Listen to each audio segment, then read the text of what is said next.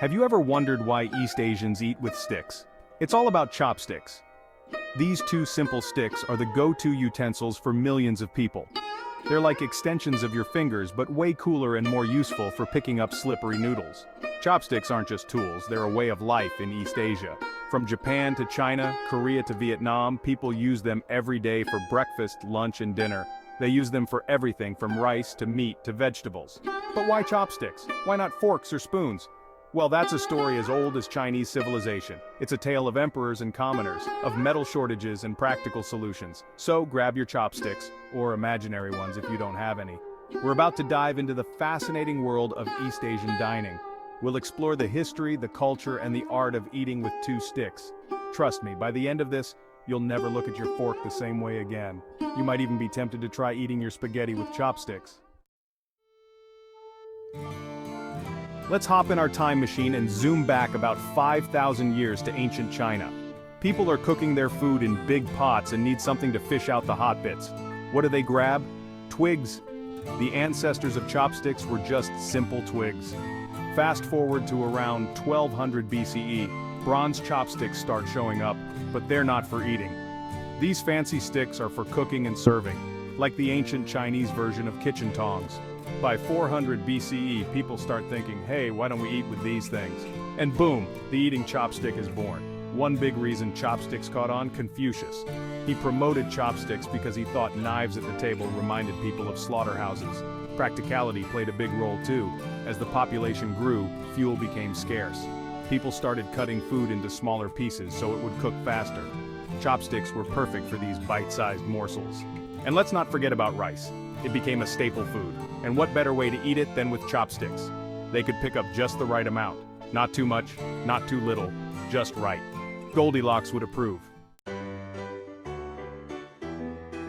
Now you might be wondering, why didn't East Asians just use spoons and forks like everyone else?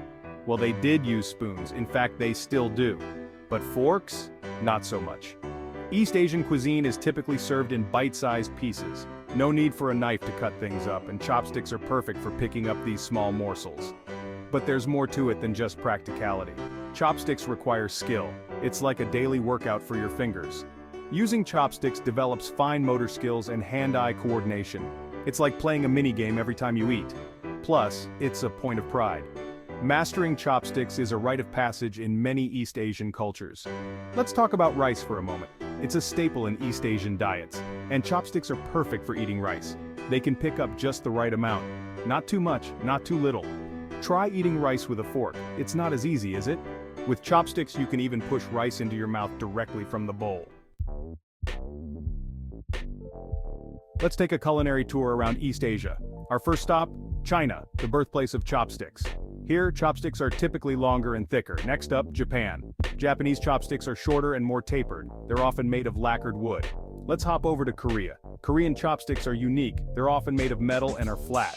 Finally, let's visit Vietnam. Vietnamese chopsticks are similar to Chinese ones.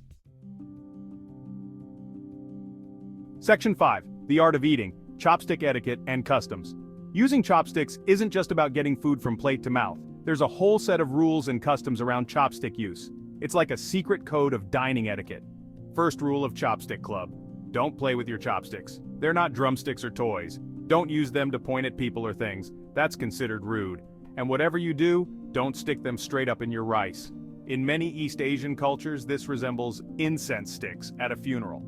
Now, let's talk about the right way to hold chopsticks. It's all in the grip. Hold the upper chopstick like a pencil, about 1/3 of the way from the top. The lower chopstick should rest on your ring finger and be held steady.